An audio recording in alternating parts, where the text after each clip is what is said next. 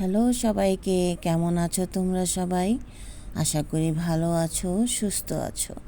যে যেখান থেকে আমার ভিডিওটি দেখছো সবাইকে জানাই আমার আন্তরিক শুভেচ্ছা এবং ভালোবাসা। আর যেসব বন্ধুরা আমার পরিবারে নতুন যুক্ত হয়েছো তাদেরকে জানাই অসংখ্য অসংখ্য ধন্যবাদ। আর পুরনো বন্ধুদেরকেও আমার অনেক অনেক ভালোবাসা। তো আজকের ব্লগটা সকাল থেকেই শুরু করলাম। সকালবেলা সব মেয়েদেরই কাজের চাপটা বেশি থাকে, কারণ সকালে নাস্তা বানাতে হয়। তো আমিও নাস্তা বানাচ্ছি। রুটি অনেকগুলাই ভেজে রেখে দিলাম। প্রতিদিন আর রুটি ভাজতে ভালো লাগে না, তাই তো আজকে ডিম শেষ হয়ে গেছে, ডিম নেই, তাই আলু ভাজি করেছিলাম। আজকে সকালে নাস্তায় আলু ভাজি আর রুটি। এই তো বরকে নাস্তা দিয়ে আমার কাজে লেগে পড়তে হবে। আবার ছেলে দেখলাম এই ঘর থেকে আবার ওই ঘরে গিয়েছে, দেখি তো কী করতেছে। ওই দেখেন, এখানে এসে আবার শুয়ে আছে। ঘর দর একদম নোংরা হয়ে আছে, সব পরিষ্কার টরিষ্কার করে এখন রান্না করতে চলে আসলাম। আজকে আর ঘর গোছানো দেখালাম না, সরাসরি রান্নাঘরে চলে আসছি। তো আজকে পেঁয়াজের ডাল আর মুরগির মাংস রান্না করব, সিম্পল রান্না। আমি পেঁয়াজের ডালে একটু পাঁচফোড়ন সম্ভার দেই, এতে করে গন্ধটা সুন্দর আসে, খেতেও ভালো লাগে।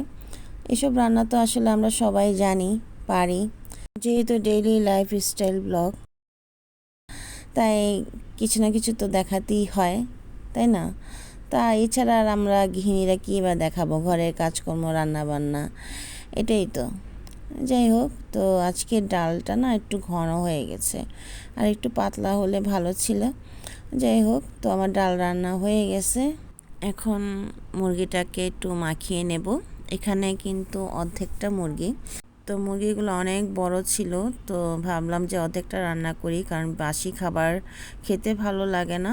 আর যেহেতু গ্যাসের প্রবলেম হচ্ছে, তাই জন্য অল্পই রান্না করা, দরকার হলে প্রতিদিন রান্না করব। তারপরও বাসি খাবার আসলে খাওয়া ঠিক না, শরীরের জন্য খুবই ক্ষতিকারক।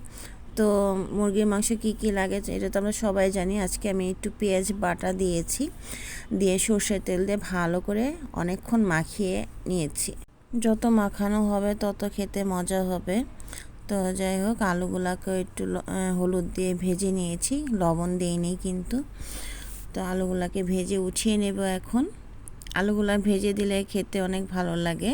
অনেক সময় আবার ভাজিও না, এমনি একসাথে দিয়ে দিই। তো সামান্য একটু তেল ছিল, এটার মধ্যে অল্প কিছুটা পেঁয়াজ দিয়ে ভালো করে একটু লাল লাল করে ভেজে নেব। তো এখন মাখানো মাংসটা দিয়ে দেব। তো যে বাটির মধ্যে আমি মাংসটা মেখেছিলাম সেটার মধ্যে মশলা কিছু লেগেছিল, তাই একটু জল দিয়ে ধুয়ে মাংসের মধ্যে দিয়ে দিলাম। এখন ঢাকনা দিয়ে কিছুক্ষণ রান্না করে নেব। দেখুন মাংসের থেকে জল উঠে গেছে। এখন ভালো করে নেড়ে চেড়ে আবারও ঢাকা দিয়ে কিছুক্ষণ রান্না করতে হবে, যতক্ষণ না মাংস কষানো হচ্ছে। তো এখন দিয়ে দেব আলু, দিয়ে ভালো করে নেড়েচেড়ে মিশিয়ে আবারও ঢাকা দিয়ে রান্না করব কিছুক্ষণ। এখন দিয়ে দেব কাঁচামরিচ, দিয়ে ভালো করে মিশিয়ে দেব। এই তো মাংস কষানো হয়ে গেছে। এখন দিয়ে দেব গরম জল, তারপর নেড়েচেড়ে মিশিয়ে দিতে হবে। আমার আলু দিয়ে মুরগির মাংসের পাতলা ঝোল খেতে অনেক ভালো লাগে। একটু ঝাল ঝাল হলে ভালো হয়, আমাদের বাসাতে একটু ঝাল বেশি খায়। তো আজকে ঝাল একটু কম দেওয়া হয়েছে ছেলের জন্য, ছেলে এত ঝাল খায় না, সেই জন্য। তো আমার মাংস রান্না হয়ে গেছে, এখন সালাডটাও বানিয়ে নেব। সর্ষে তেল আর বিট লবণ দিয়ে মাখিয়ে নিলাম। এই তো আজকে আমার রান্না বান্না, পেঁয়াজের ডাল আর আলু দিয়ে মুরগির মাংসের ঝোল আর সালাদ।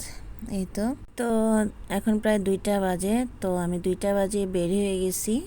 এখানে বৃক্ষ মেলা চলতেছে, 30 টাকার মেলা, যেই গাছেই নেবেন 30 টাকা। তো এই সুযোগ তো আর মিস করা যায় না, ভাবলাম চলে যায়, 5টা পর্যন্ত থাকবে। শেষবেলায় গেলে দেখা যায় কিছুই পাওয়া যায় না, সব নিয়ে যায়। তারপর আমি অনেক লেট করে ফেলছি, অনেক গাছ বিক্রি হয়ে গেছে। এসে দেখি এখানে সব শীতের গাছ। হ্যাঁ, তা শীতের সময় থাকে, শীত চলে গেলে তো এই গাছগুলো মরে যাবে। তো গিয়ে মনটাই খারাপ হয়ে গেল যে আসলে তাহলে এত কষ্ট করে আসলাম, কি গাছ নেব। তো ঘুরে ঘুরে দেখছিলাম যে কি গাছ নেওয়া যায়।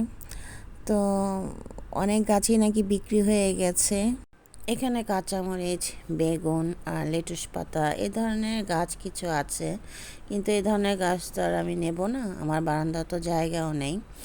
তো দেখছি আর কি, তারপরও নিয়েছি 3টা গাছ। পরবর্তী ভিডিওতে তোমাদের সাথে শেয়ার করব আমি কি কি গাছ নিয়েছি। তো আজকে ভিডিওটি যদি ভালো লেগে থাকে প্লিজ লাইক অ্যান্ড সাবস্ক্রাইব করে পাশে থেকো। তো আজ এ পর্যন্তই, আবারও দেখা হবে নতুন কোনো ভিডিওতে। সবাই ভালো থাকো, সুস্থ